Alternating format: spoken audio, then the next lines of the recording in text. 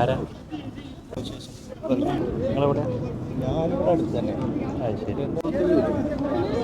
ഞങ്ങളൊരു കാര്യം ചോദിക്കും. പിന്നെ നിങ്ങൾ ഇടയ്ക്കിടയ്ക്ക് ഞാൻ ഇങ്ങനെ കാണലുണ്ട്, എപ്പോഴും ഇങ്ങനെ ഇവിടെ വന്നിരിക്കലുണ്ട്, ഇങ്ങനെ ഞാൻ നോക്കലുണ്ട്. ഇവിടെ കളിയിലൊന്നും പങ്കെടുക്കലുമില്ല.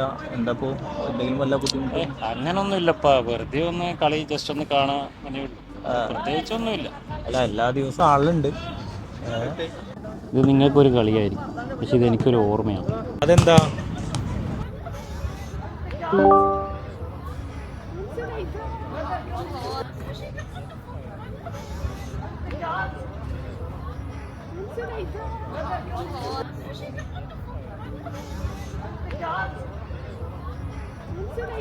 അതാരാ?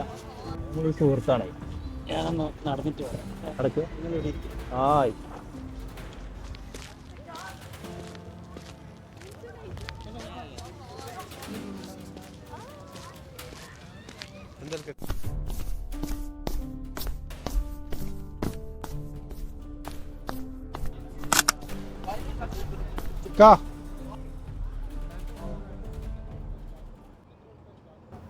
നേരത്തെ എന്തെങ്കിലും ഓർമ്മയുടെ കാര്യം പറഞ്ഞിരുന്നത് എന്താ, നമ്മളൊന്ന് ഷെയർ ചെയ്യാൻ പറ്റുമോ?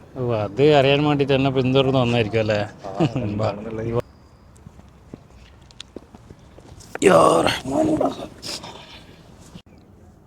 എൻ്റെ ഒരു അടുത്തൊരു സുഹൃത്തുണ്ടായിരുന്നു.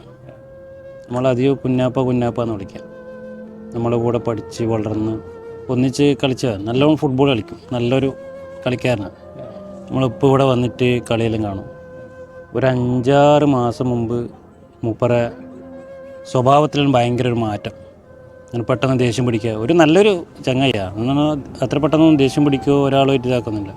പെട്ടെന്ന് ദേഷ്യം പിടിക്കുക, അടിക്കാൻ വരിക, പിന്നെ കുറേ നമ്മളെ കൂടെ വരാതെയായി ചങ്ങായി.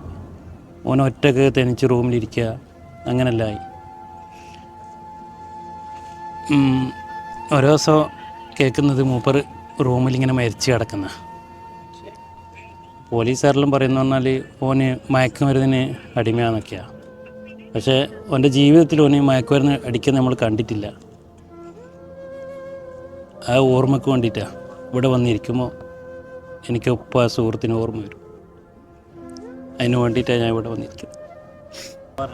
അത് സാരല്ലക്ക, ഓരോരുത്തരെ കാര്യലാഭത്തിന് വേണ്ടി ഓരോരുത്തരെ കൊണ്ടുപോയി പെടുത്തുന്നതാണ്. നമ്മളെ പരിചയപ്പെട്ടതിൽ വലിയ സന്തോഷം. എൻ്റെ സന്തോഷത്തിന് വേണ്ടിയിട്ട് എനിക്ക് ഞാനൊരു മുട്ടായി തരാം. എന്താ, അത് കഴിച്ചോ. എന്നാൽ ശരി, ഇൻഷാ അല്ലാ കാണാം.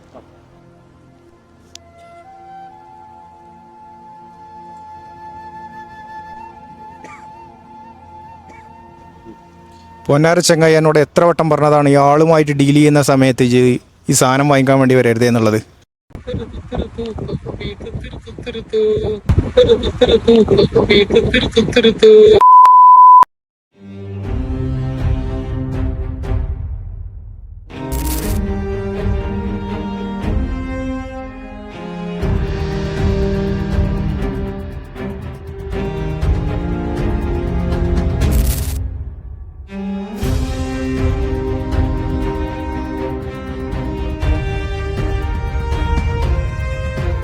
കരുതിയിരിക്കുക, നമുക്ക് ചുറ്റും ലഹരി മാഫിയയുടെ ആട്ടിൻതോലിട്ട ചെന്നായ്ക്കൾ ചതിക്കുഴികൾ ഒരുക്കി കാത്തിരിപ്പുണ്ട്. നമ്മെ സൂക്ഷിക്കേണ്ടത് നാം തന്നെയാണ്.